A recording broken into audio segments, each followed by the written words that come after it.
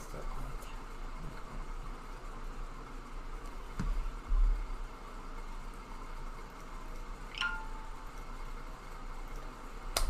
I welcome to my platform. It's again the TESMAKENZ show. So today I'm with my hosts, the Ark. So Mr. Ark, can you do a little bit of introduction? Hi, good day, good morning, good afternoon, good evening. You're all welcome to TESMAKENZ show, and we pray for a good show today. Yeah. So welcome to my platform. If you're just coming across my platform for the first time, it's again the TESMAKENZ show.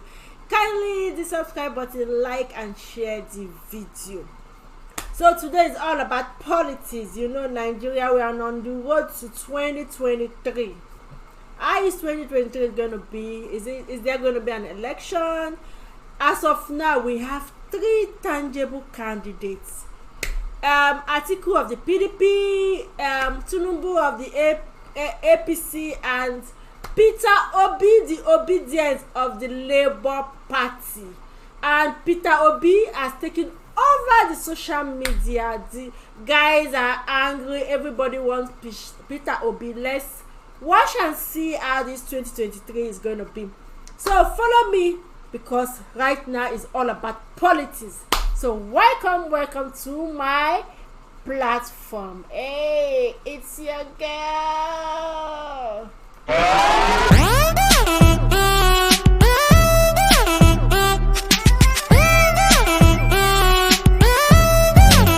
Check it out. Yep. So welcome back. So we are about to start the show today. You know, today this politics now in Nigeria is about these 3 contenders, serious one, the Atikus, the Tinubu, and the Peter Obi, because now Peter Obi is now in the picture, because Peter Obi has taken everywhere, because people are tired, mostly the youth are tired. They are all craving for Peter Obi, but can Peter Obi actually click that ticket to become the president of Nigeria? Also, we have what's his name? Tinubu that is finding a way to get his VP, but this Muslim ticket is giving him headache. What has Tinubu got to do? Also, this 2023 election, is it gonna hold? Is that the situation that we are looking for in today's Nigeria? If Peter Obi come as a president, can he really solve the situation that we have in Nigeria, security wise, economic wise, unemployment wise, electricity wise? You know, everything in Nigeria is like it's going to zero. The hardship is too much. Guys are angry, people are hungry, people are tired of the government. You know, this Buhari government has really shocked the economy seriously, and people are tired. So I want Mr. Ark to say 1 or 2 things concerning this our 2023 election that is coming forth. Over to you. Well, my people, good day, and once again, you're welcome to the TESMAKENZ show. This show is about analyzing the political situation and political movement of the political parties we have in Nigeria, and who have emerged, and how did they emerge from their political platform. There are different political parties where we have about, I think in this contest we have about 14 political parties that are registered, that are coming out with their presidential aspirants. But there are three main contestants for this thing. The first one is APC. I'm not going according to how they are going to win or whatever, but I'm just going according to the name, what we know them as. We have the Alliance for ACP, is it? APC. Then we have the PDP, People's Democratic Party. Then we have the Labour Party. The PDP did their primaries first, where there was a real battle of three forces in the primaries. One was the force from the Atiku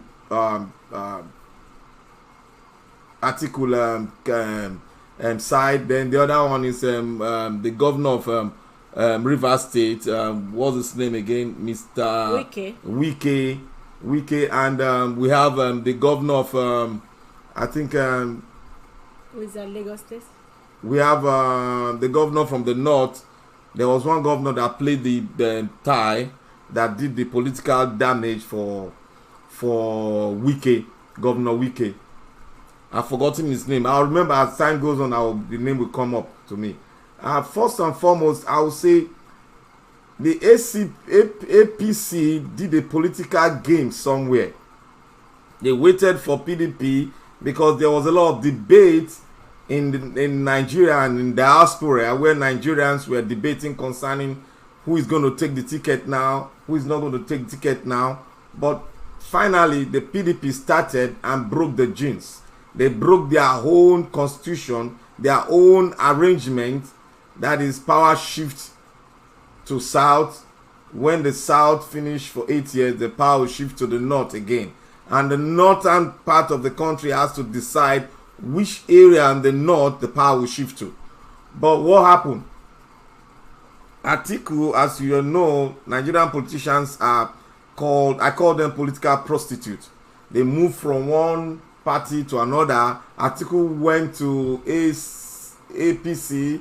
He didn't get the ticket. He supported Buhari. Buhari came and won the second term. Then after the whole thing, Buhari is about to finish his political tenure. Atiku jumped to PDP to get the presidential ticket so that he can move. And if we have to look at it very carefully, a lot of people say it's unfair of what happened in PDP. Yes, it's unfair because Nigerian politics is just gradually, coming up, and it's about 16 to 18 years now. We are in this fourth republic, I guess, and we have not really carved out the kind of democracy we really want. But we have a little bit adjusted the kind of borrowed democracy we got from America, whereby as we have Nigeria is diversified into different ethnic group, but they now decided that power will rotate from left, from the north to the south, which I really buy. I buy that idea, but you know how Nigerian politics is, and the demography favors the northern part of the country, and we in the southern part of the country are somehow divided. I don't know if it's because of the educational level, or maybe because the southern part of the country has a lot of tribes that are divided among themselves. So at the long run, Atiku got the nomination. But how did he get the nomination? He has to play the northern, I call it the Northern Caliphate project, the Northern Caliphate maneuvering, where one of the contestants from the northeast, or the north, I would say, I don't really know where it comes from, the north, he came in and decided to give all his vote to Atiku, because everybody projected that Governor Wike is going to win, and it was very glaring that Governor Wike was going to win the race. But all of a sudden, within hours, the whole thing changed, and there was a declaration, and Atiku won the whole limelight. That really now set the pace for APC to now decide where their political maneuvering will come. And all of a sudden, APC went into their own cocoon and settled for the South candidate, which emerged, and the person of the Jagaban of Lagos, Tinubu, Alon Tinubu, what they call it, Tinubu, the Jagaban of Lagos. So it has started and the ball is rolling, and there's a lot of intrigue. As time goes on, we are going to go deeply what really happened, how the political calculation has been done. So I will hand it over to TESMAKENZ to give you further analytical projection we have. Okay, today we want to be discussing more on this Tinubu VP saga. So there is a saga of Tinubu choosing a Muslim as a VP, because Tinubu himself is a Muslim. So for Tinubu to get a VP as a Muslim is now an issue in Nigeria. Nobody wants a Muslim ticket, because Nigeria is a multi-ethnic country.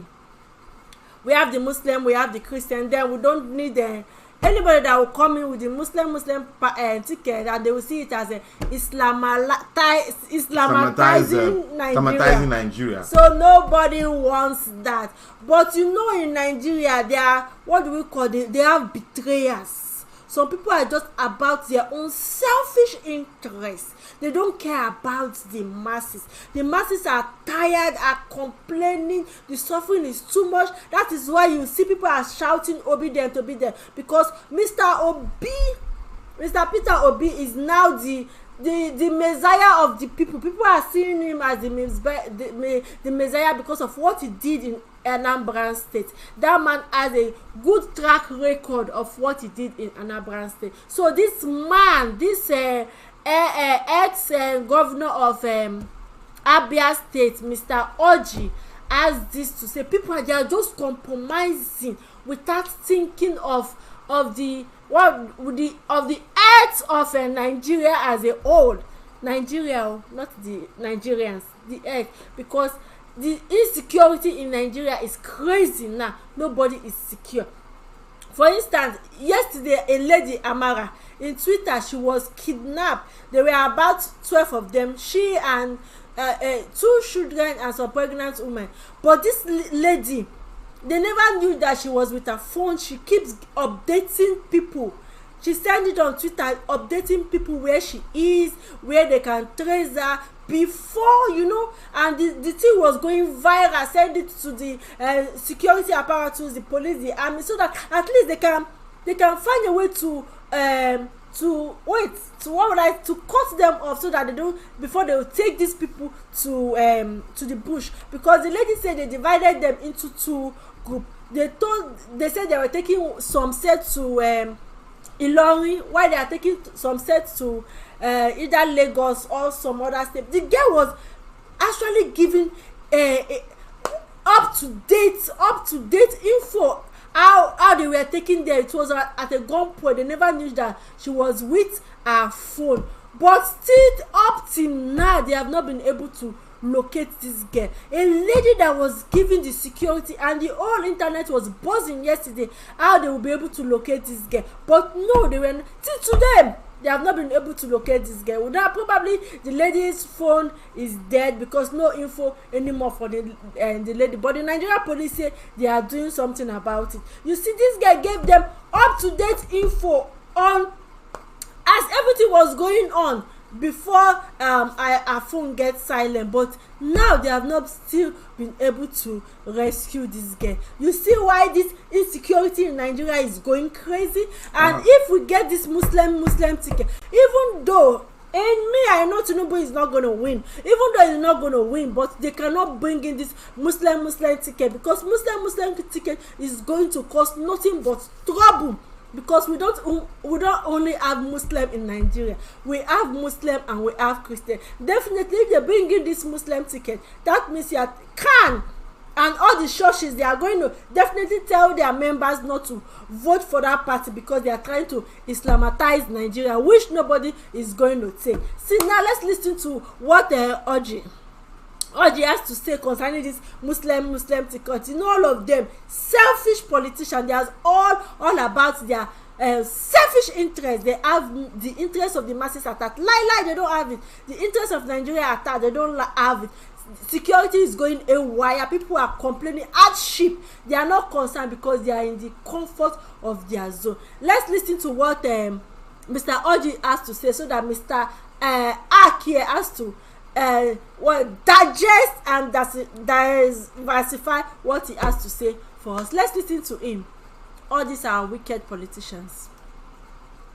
If I am enamored Bola Tinubu's situation, the wife is a senior pastor in a Pentecostal church, I will go Muslim ticket. The most important thing is for the party to win. It's not. We should stop all this rubbish about whether you put a Christian there. After all, if we win, already the wife is a pastor. They have been living for over 40, 50 something years together. I've known them this far. So why do you want to blame about? She's already like a deputy president. If I'm to say, I'm a Catholic. I'm saying my opinion. This is Orji Kalu's opinion. You cannot deny me my opinion. But you can also play Christian ticket, depending on the scenario. Because if we don't play Muslim, we're in trouble. We will not win it will be most difficult to win the election. Because the only thing left to Ahmed Tinubu today is to play Muslim. I know that the church I go to, the Catholic secretary, might condemn it, so it's not good to. What is wrong with Muslim tickets? I don't see anything. In my eye, there's nothing wrong with Christian tickets. Also, it depends on the condition. The condition we found ourselves today, that you cannot play two minorities. Tinubu is a minority Muslim from the south, and if you put a Christian from the north, is a minority Christian from the north. You cannot play two minorities. So the thinking it is difficult. No, listen. What I am telling you is sincerely from my mind. It's not the position of our party.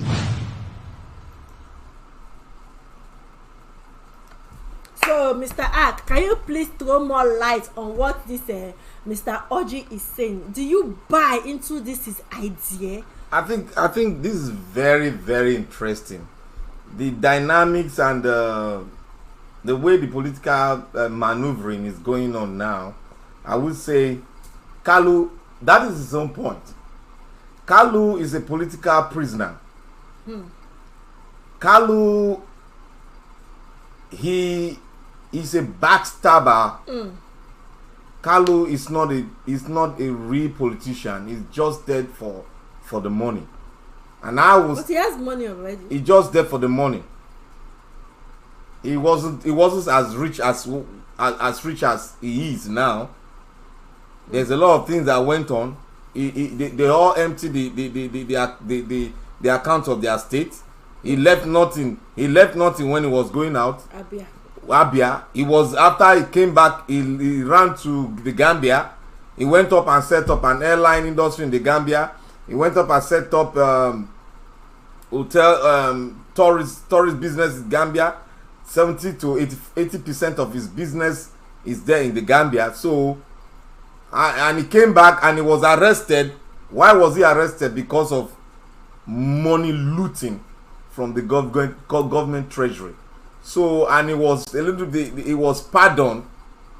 He was pardoned, and the case was, I don't know whether he was pardoned. The case was adjourned, or maybe he was acquitted. But I know that the case is still on, and he was left. And now this man came back and has the audacity, because Nigeria has gone a long way. Nigeria is 60 years old now, and it has gone a long way. What the founding fathers put on the ground was that Nigeria is a multi-ethnic group, and for justice to be done, we have to come together, and power must go around each ethnic group that we have.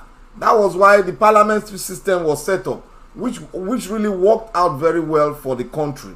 Everybody was in control of their treasury. Everybody was in control of their economy, and the presidency was well taken care of, and the government was flowing. In the east, in the western region, the cocoa plantation was used to build the cocoa house. Awolowo brought in the first TV in the whole of Africa. So a lot of things were done with just farming, agriculture. Then oil wasn't discovered. So the North were good in farming too. The groundnut pyramid, everybody, the entire country was prospering until the emergence of the oil, the black gold, you know, from the Niger Delta region, which has caused a lot of environmental degradation all over the place.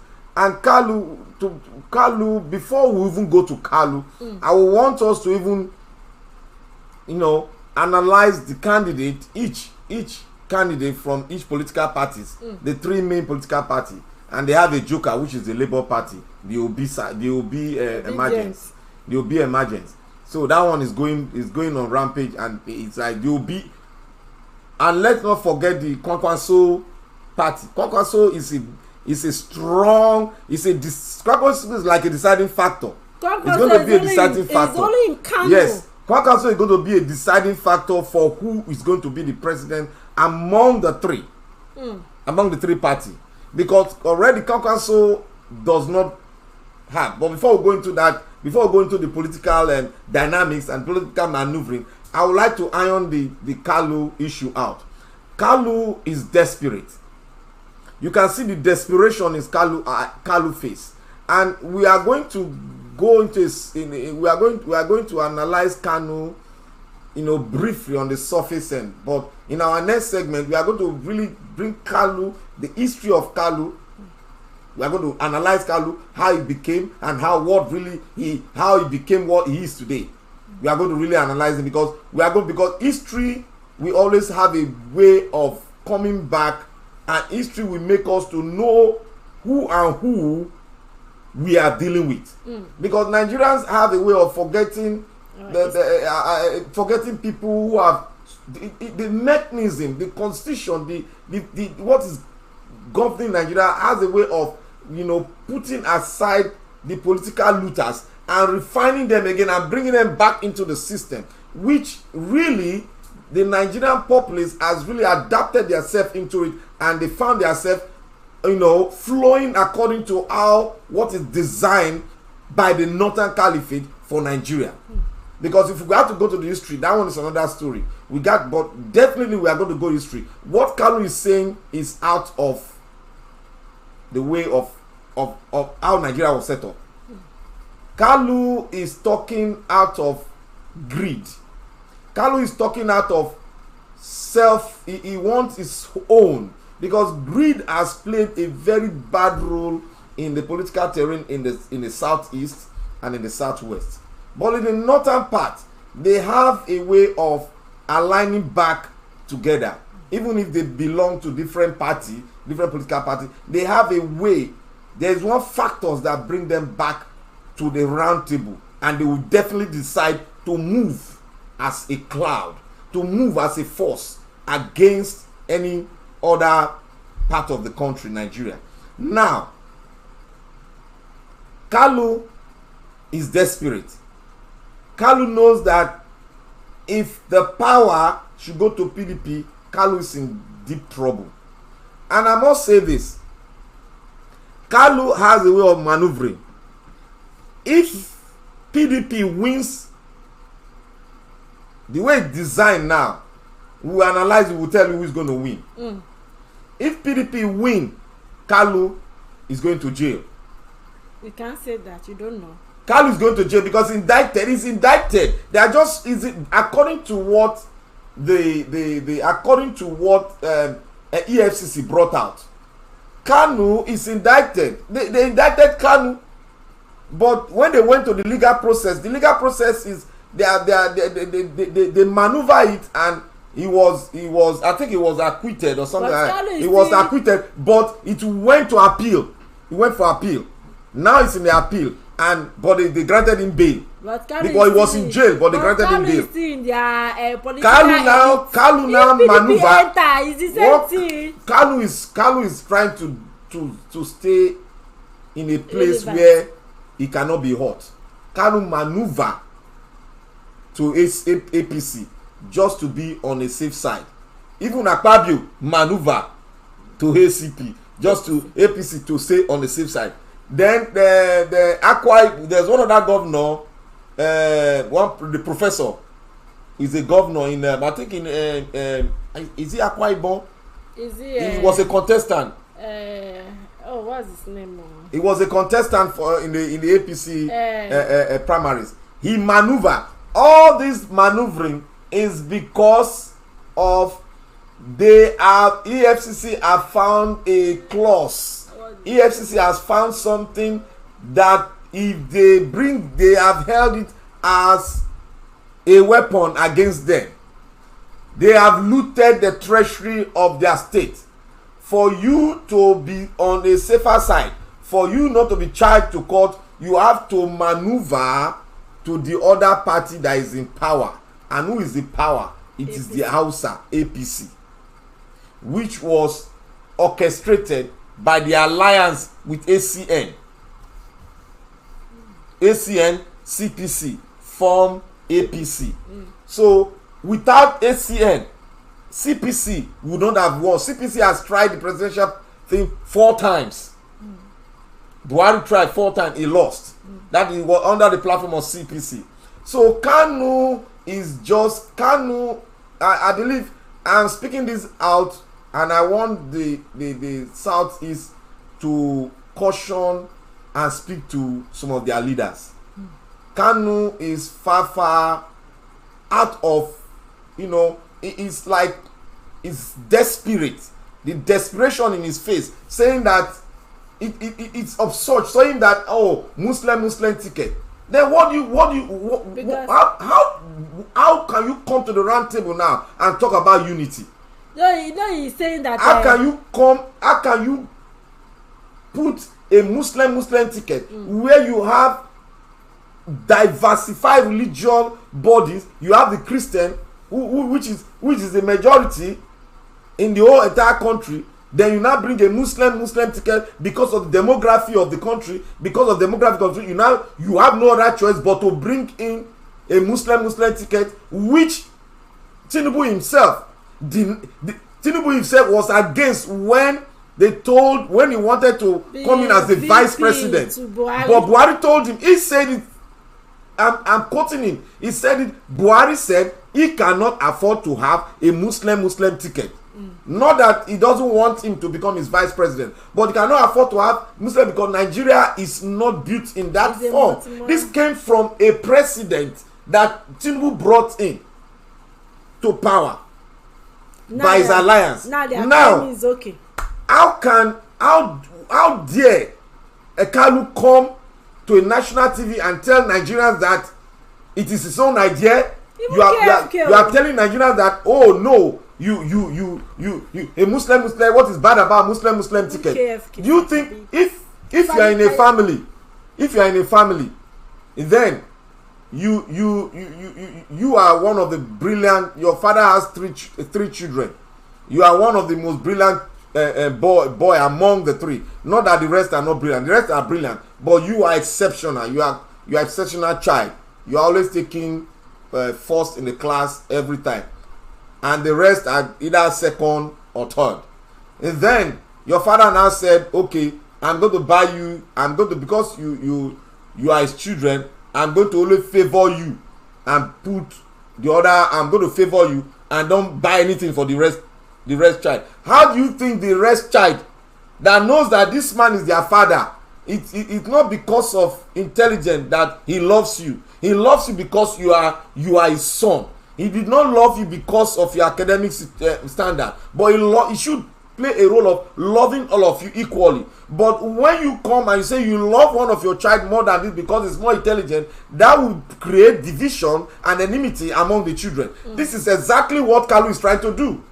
You cannot start on the platform of bringing up because you want to be in the safe heavens, because you have signed an alliance with the North, because you have a political ambition, because you looted the treasury and you want to be on a safer path. Then you must be the tools which this political cabal will now use to say not ticket is good for the country. That is a joke, Mr. Kalu. I said that is a joke. You have just committed a political suicide by saying that, because even Tinubu does not even for Tinubu does not like Muslim ticket. How do you know? You know why I know? Because Tinubu said, okay, that is true, Mr. President, Mr. Buhari. Instead of me coming in, I will give you somebody Tinubu said they said he should bring 3 people, but Tinubu refused. He said if he bring 3 people, they will bring another man, and that man will not topple the one that would bring to topple the 3 that he brought. He will not like it. Therefore, he's going to bring 1. That was why he brought the pastor from Redeem, which was his boy. He brought but him in. You know now, Tinubu is now in a tight corner. This Orji now is saying that Tinubu wife, they have been married for more than 40 years, and the wife is she's a Christian and is a pastor, so it doesn't count as long as Tinubu wife is a pastor. But let's look at it this way. Before you go further, let me break that camel's. Let me break camel's back. How can you say Tinubu is married to a Christian, a pastor? And then he's married to a pastor, therefore Deacon, I don't know. Then you now relegate his own part, his own people. Then you now say, okay, you now want his own people to vote for a Muslim ticket. They are voting for his husband, Jagaban, because he is married to his husband. And his husband has contributed a lot to the political atmosphere or to development of Lagos State as they say. As they claim. But we know what is happening. So let's look at it in that premises. Let's analyze from that side, that point. So how do you expect and how do you want the woman to feel? Does the first lady have a role in Nigerian constitution? No. So where is the where are you, Mr. Kalu, where are you arguing from that because the wife is a Christian married to a Muslim, therefore the wife is like a vice president to to his husband? Who told you? Is that in the constitution of Nigeria? How can a first lady, what role do a first lady play in the government, in Nigerian government? No role, 0. So therefore that point has been erased. So, Mr. Kalu, you don't have any point. You don't have anything to hold on to. You are just a survivor. You want to survive. And mind you, your people are waiting for you. Your people are waiting for you. They are obedient. In the East. Continue playing the role. You are waiting for you. Continue playing the role. That was how the role was played by the Yorubas in Kwara. What happened to them today? They have an emir instead of having an Oba. You are playing the role. Continue playing the role. History will tell. History will tell, and your children will see the history.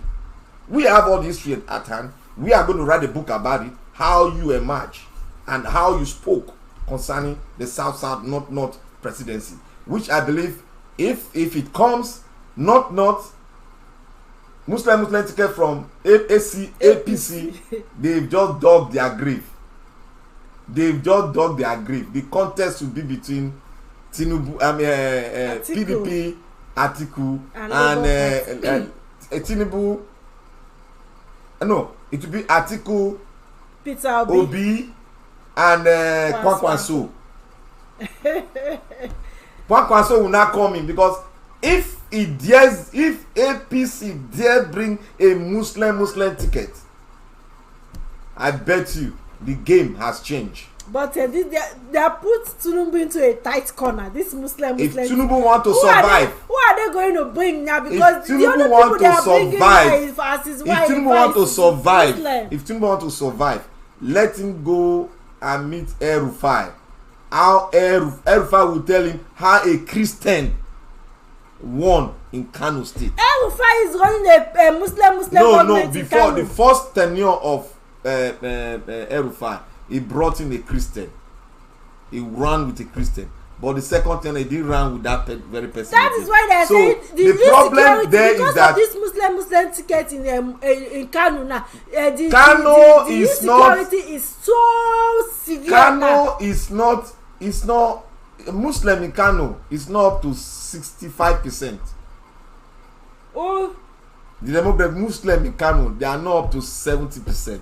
They are Christian. That is why you see they are fighting, they are killing, they are Nigeria, doing all these political games. Muslim ticket in Kano is causing serious wahala. The Muslim ticket has caused a lot of underdevelopment in Kano. So let him go and mark it. Nigeria is not north. Yes. The south is full of intelligent people who are politically conscious. and who are watching. And mind you, the youth, the youth have a joker to play in this election. 2023 it's a joker. It's a card. There are 2 cards to be played in this election. We have the Kwankwaso card. We have the youth card. Those are the 2 factors that are going to decide this election. And I will explain.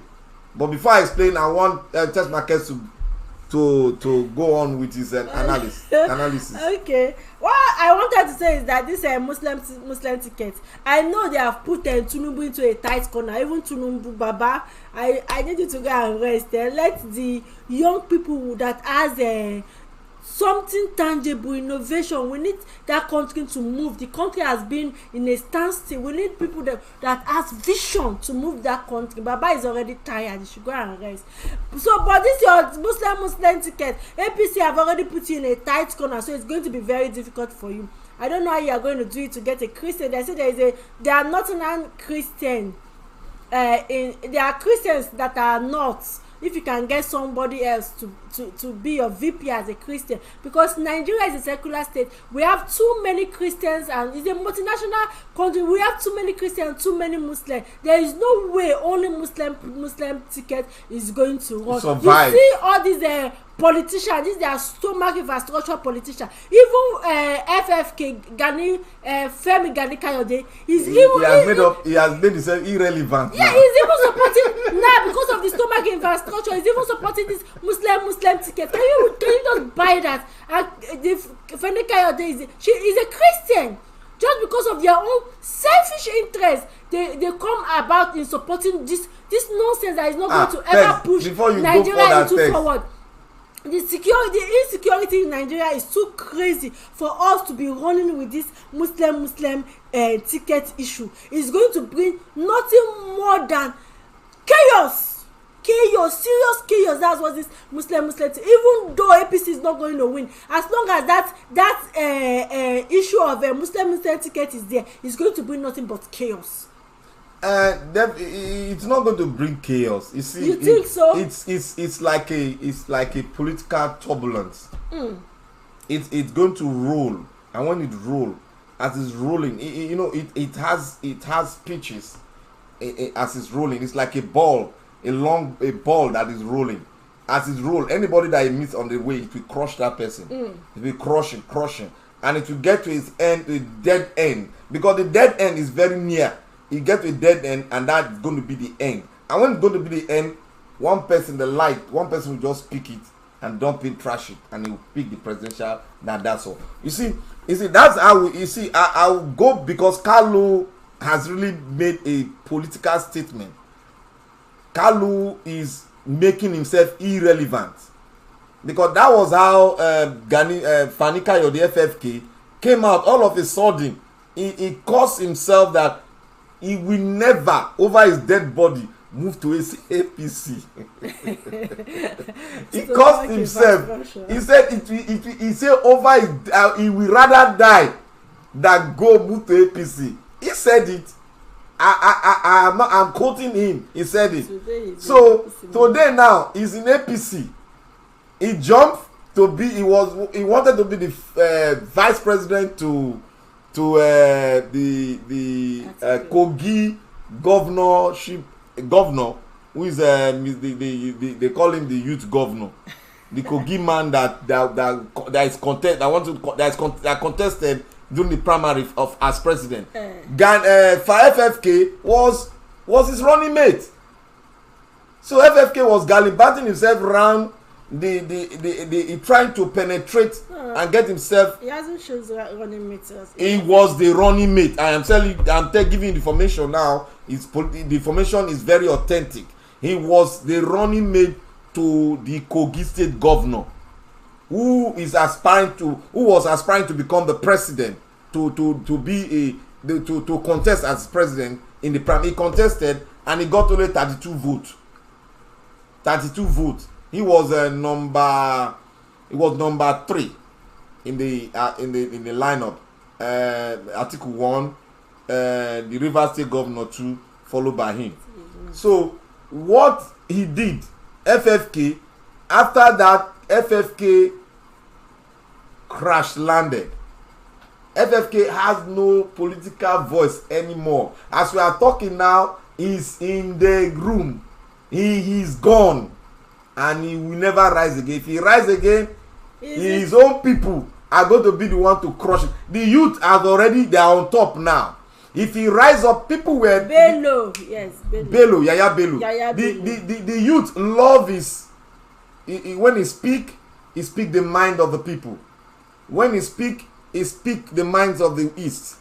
He align with the East. He align with the West. He align with the Middle Belt. But all of a sudden, he changed his voice. I don't know whether when he got arrested by EFCC, when he came back, that was all. That's to tell you that he was forced to put an on the pen aside and move for him to be in the same place, he has to maneuver to APC. That was when he was saying all sorts of blah blah blah blah blah blah blah. He was a man that want to survive, and that he has ended his political career and he can never rise again because history will clamp on him. And the youth of today, they've learned that history will always come and play a role in Nigerian politics. It can never be erased. Before you can know a man, you have to look at his history. Thank God, Kalu is playing the same role which FFK is playing, and the result we know already. Kalu is going to be politically irrelevant, and that jail is running away from. He's going back to EFCC because he ate a lot of money. He ate a lot of money. According to EFCC report, there was a lot of big allegation against him. He looted the treasury. So Kalu issue is gone. And I believe I have really analyzed the Kalu issue is gone. Because Kalu, the people Eastern Brothers got to stop him. If they don't stop him, history will stop him. See, I'm not. The Catholic Church has said Muslim ticket has no place. The Catholic, I don't really go now. What they call the Christian Association of Nigeria. They are irrelevant. They are irrelevant in the political terrain. They cannot determine because Nigeria, most of them have made themselves who they are today. They have not really played a role of what God really wants them to play. They have really robbed themselves. You know, when a white cloth is stained by red oil, it will be very difficult to remove the stain. We know. We talk about them some of that time about Khan, and we'll talk about them. We'll be hearing a lot of information about Khan, fraud, money, or all those things. We'll be hearing it. So we'll talk about Khan. Khan is not relevant in the political. The youth they've taken the battle of reclaiming their destiny. Yes. Obi is one of the strong contestants. Yes. But mind you, he cannot be strong on internet and not be strong on ground. He's going on ground. So what I'm trying to say is that there is movement what on I'm ground. trying to say here is like this. Obi got to form an alliance with one party. Kwankwanso, I bet if he can form alliance and if they mean well for Nigeria, if Kwankwanso mean well for Nigeria, there is going to be a political earthquake in the north. If Kwankwanso, because Kwankwanso, there are 8 million votes from Kano and around the 3K. We call them 3K. Kano, Katsina, Kaduna. Kwankwanso have almost 4 million votes in Kano. You know, he was an ex-governor. He has well over 4 million registered followers. This is not a joke. He's a big tornado in the north. You can't play him out. With 4 million votes, no way. If Obi can form alliance with him, and the alliance can only work by his grace, I believe, because it's very, very dicey now. If they can form alliance and they get the alliance very well, Obi, Kwankwanso movement will win the presidential race. And Kwankwanso is going to be a deciding factor because as it is now, Atiku is there. Because Atiku, already we heard from authentic information from the meeting held yesterday by the committee set up by PDP to bring out the this thing. So no, they've not debunked it. They had a meeting. The vice president, the vice chairman of the former vice chairman of PDP spoke concerning it. They set up a person of the leader, former Air Vice Marshal. What's his name again? I need to get his name Air Vice Marshal Bode George spoke that they set up a committee of 17 to look into, because they accused Atiku, the last dispensation where Atiku picked to be, they said, the PDP said he didn't do it with good consultation with the elders and the elders and the leaders of PDP.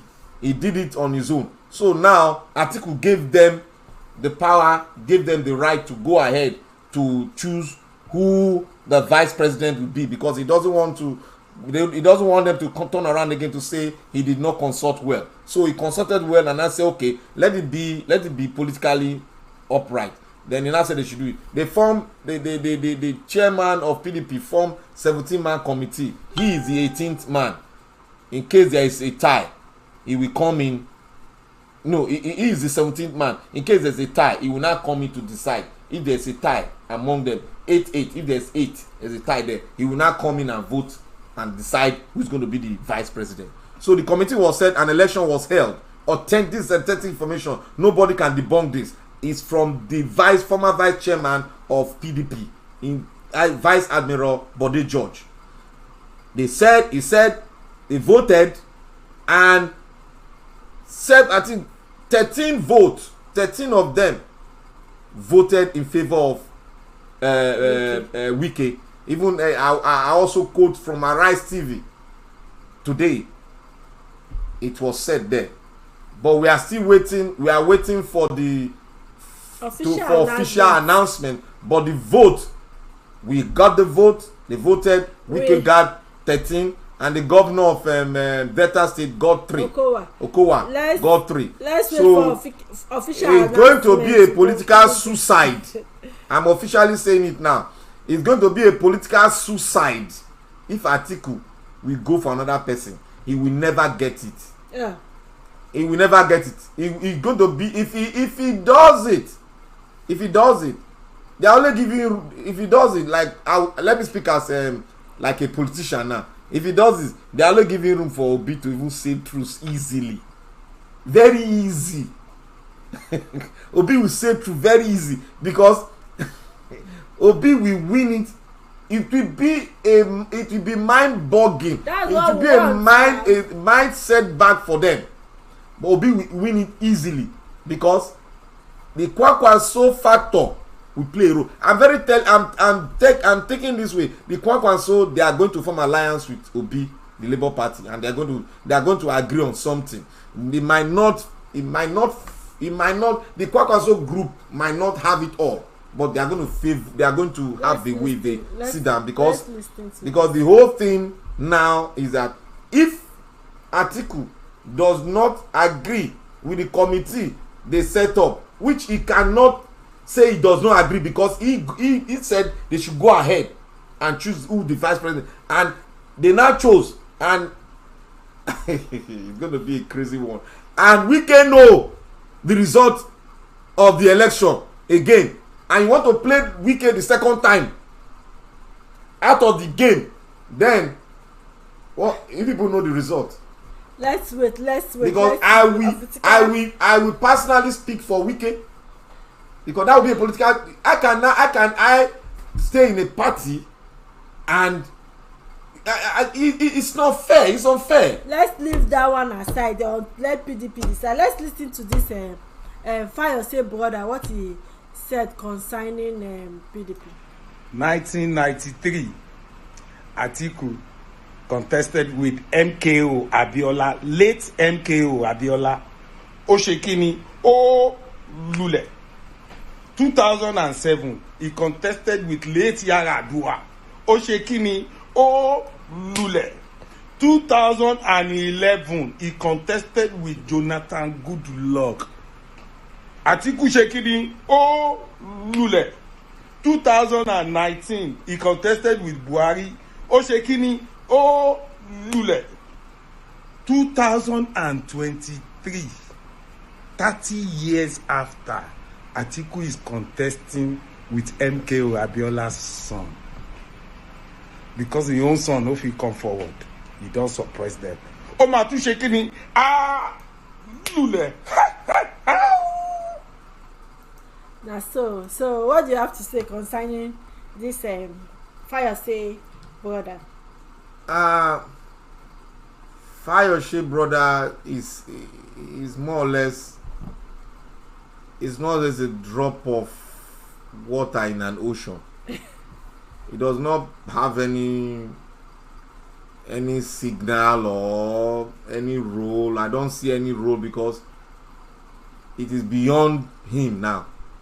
If he be the prince of Abeokuta or whatever, he doesn't have any role to play, because anybody that will come and start dancing is because they don't know the history, the political history, and the history of how Nigeria was formed. They should go.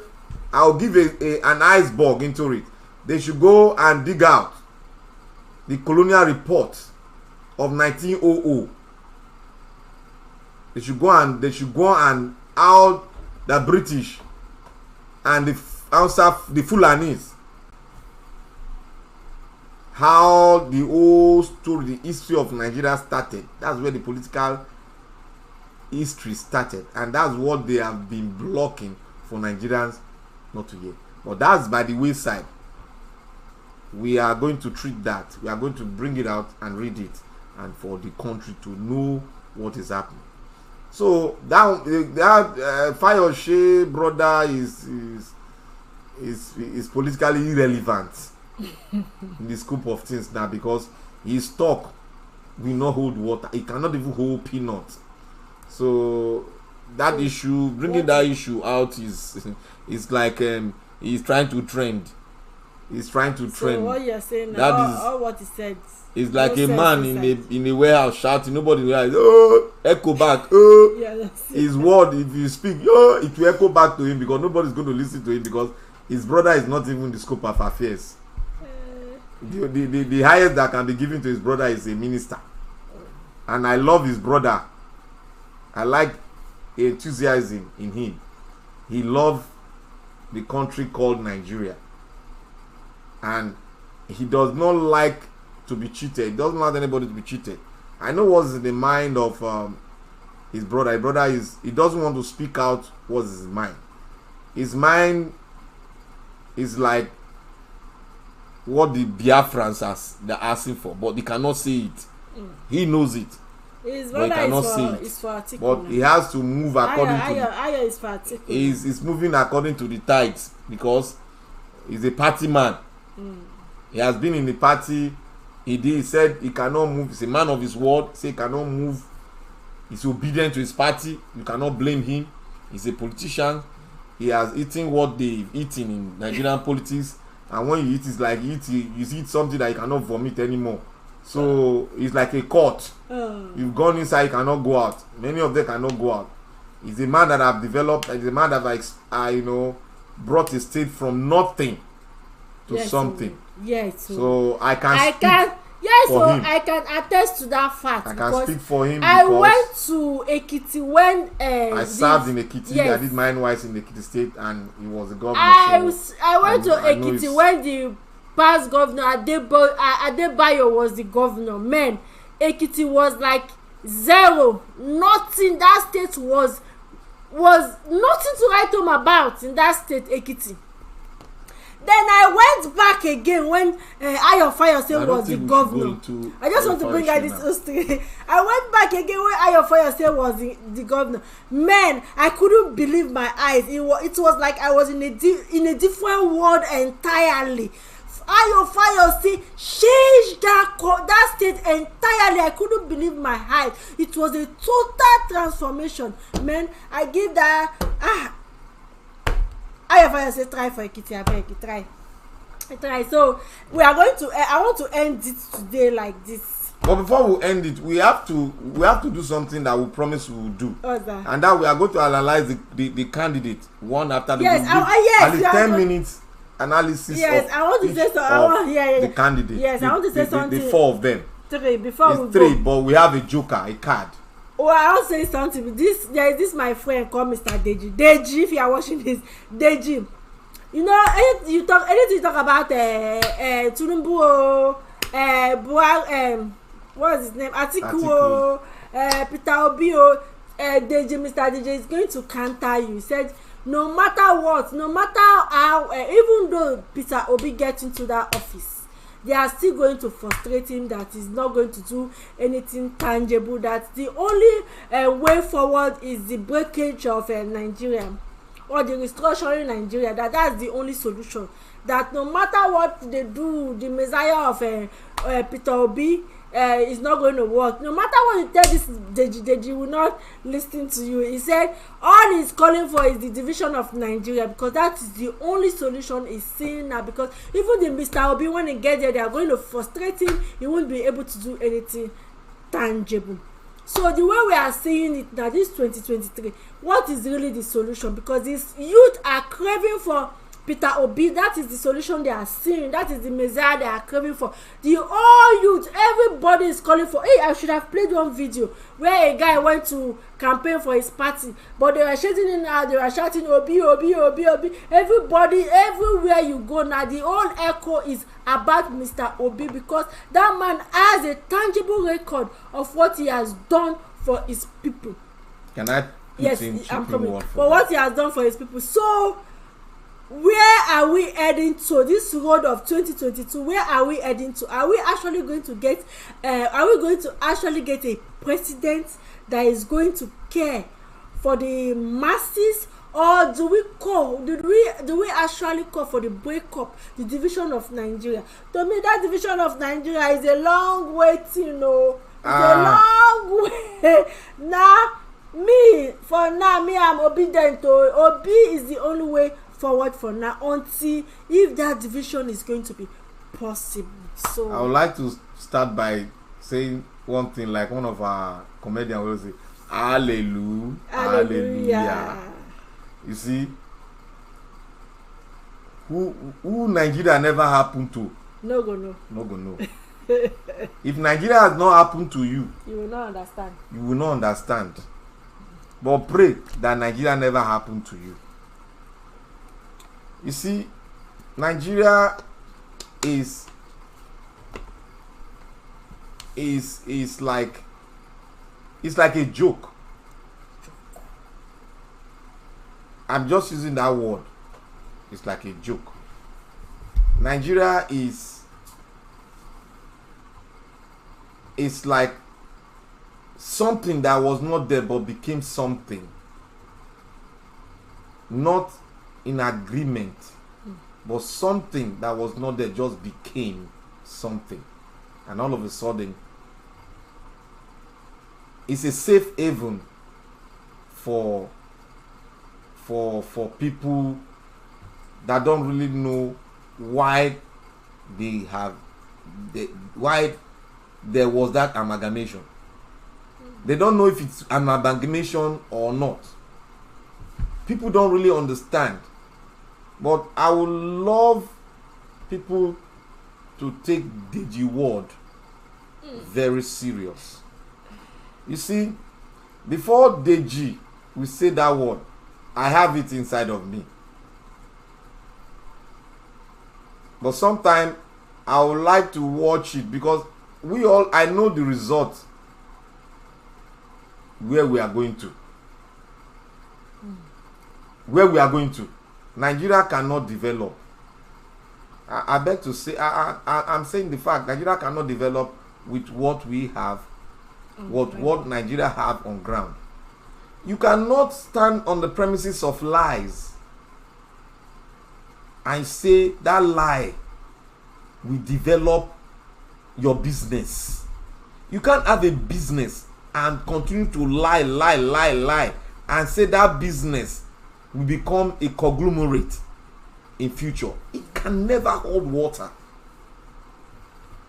you can't say Nigeria is a country.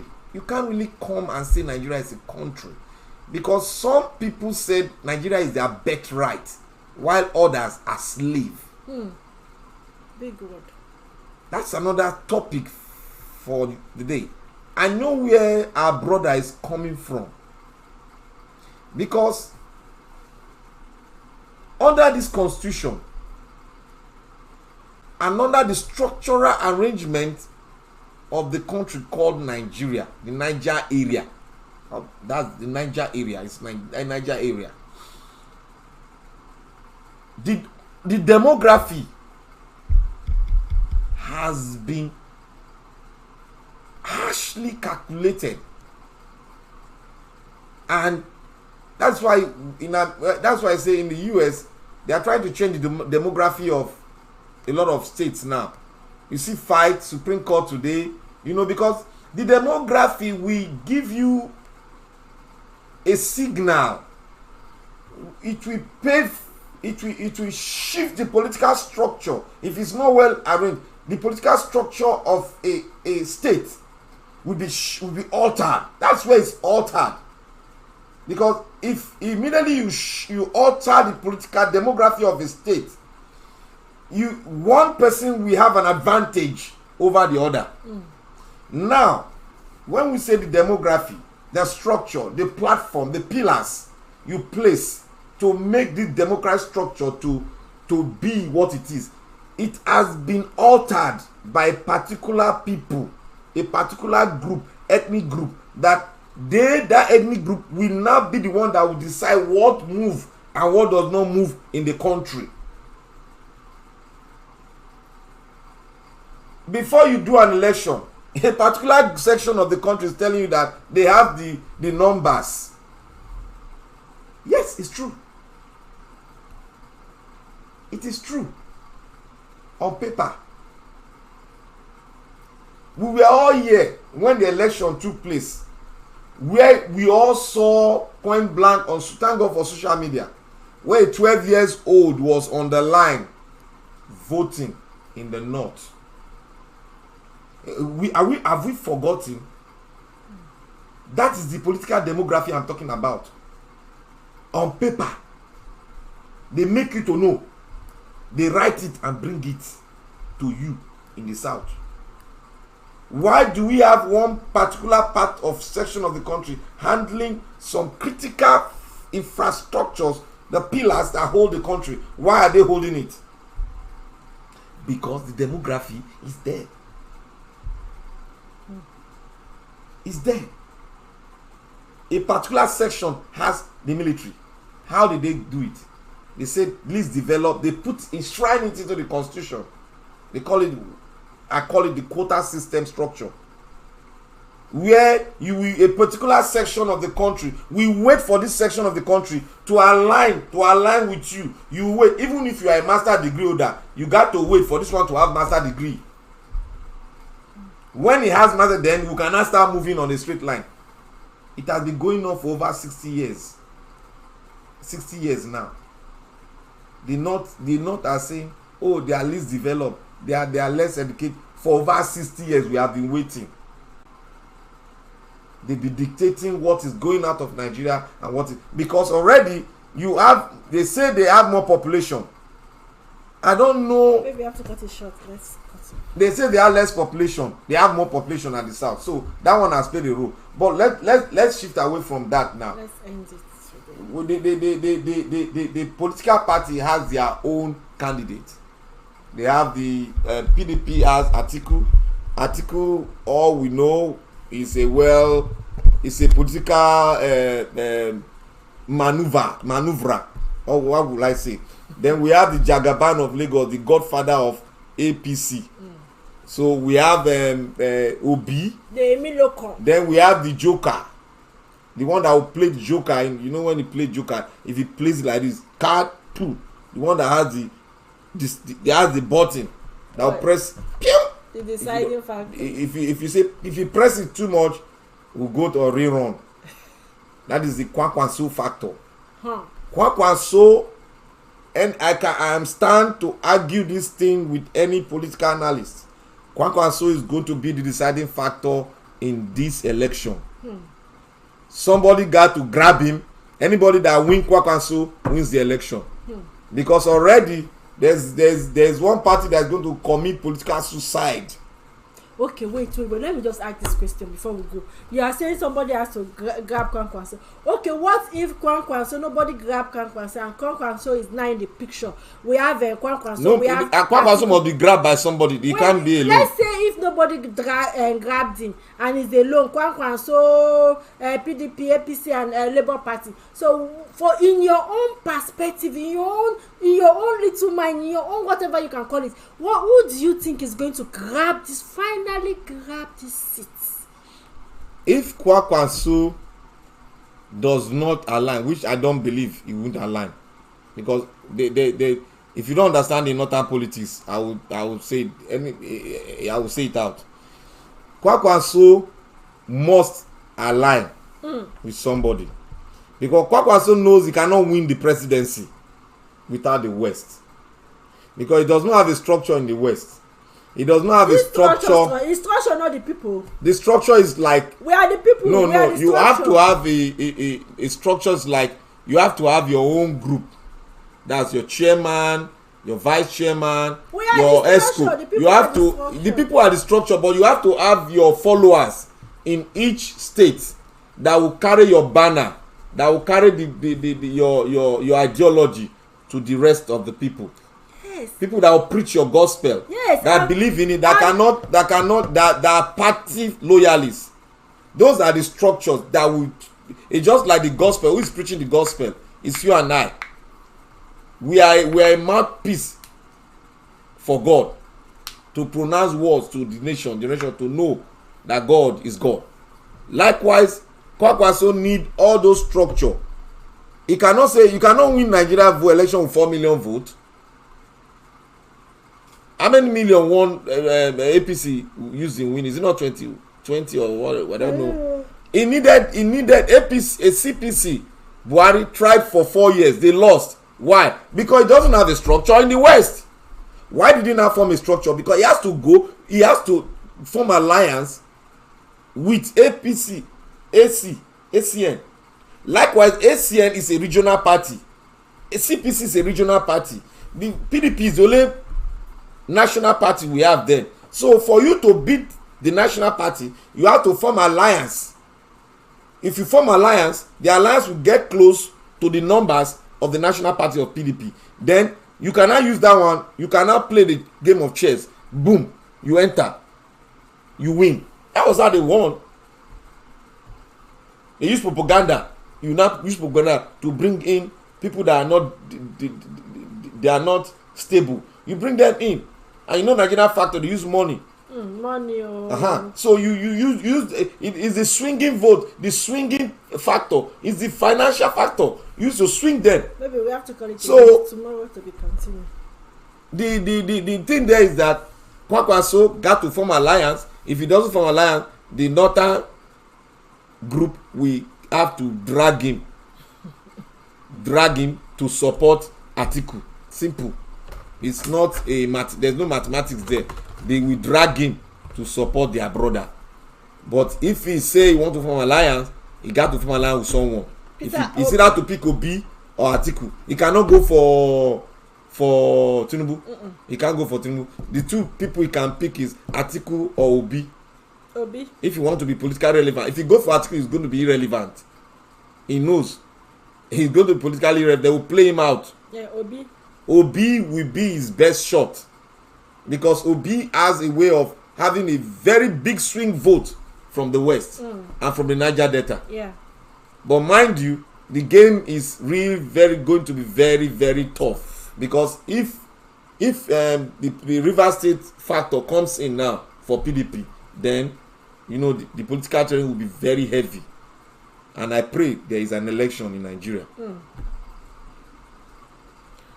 Today we are going to call it a day like this. So it has been an interesting one to be continued. So, road to 2023, we are going to be analyzing this political terrain that is happening in Nigeria. Now let's see how it's going to go from today way forward to 2023. The election is going to take place in February, but meanwhile, let's not just be all concerned about only this presidential election.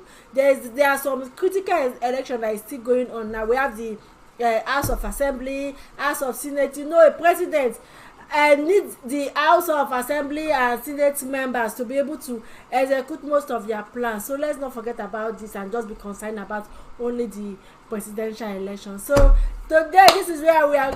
But before we go, I would like to make this to our viewer. TESMAKENZ show is analytic. We are just analyzing the political atmosphere we have in Nigeria. It does not belong to any party. It does not belong to any platform. We are not for one person or the other person. We are trying to analyze the whole thing, and we are being truthful. We are being point blank. We are not for anybody. We are analyzing the factors that plays the role, and we are not saying that there is a possibility that there will not be election. We are not like I say, if Nigeria never happened to you, we'll get sense. So we are everybody have a right for agitation. If there is an agitation, you're entitled to your opinion. Everybody's entitled to his opinion. I'm entitled to my opinion. If I tell you what text just said now about Brother Deji, I am in line and in support with Deji. That's my own view. That's the man. He has spoken my heart, and that's it. And another person that has spoken my heart is Samuel Epa. He has spoken my heart too. Forget about every other thing. I won't say anything he has spoken, but he has spoken what the thing that I am foreseeing. Because you can't have they are killing my brothers in the north, all those things. You cannot have. We have to settle each and every one of us, for there should be peace, so that we can drive that train towards Eldorado. So we thank you all for watching TESMAKENZ show, and we'll be back with the part 2 of this program. The second one, we're going to analyze now. We are going to analyze the candidates each. We are going to bring them out. We are going to dig deep into their history, their past history. We are going to bring it out, analyze it one after the other. I'm very sure you are going to get excited, because we are going to bring every detail of the role they have played in Nigerian politics.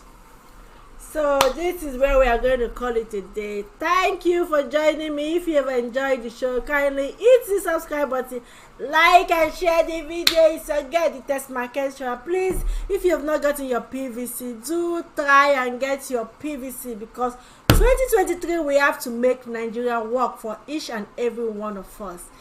Until next time, you guys stay blessed, one love, and stay safe. Bye bye. Peace.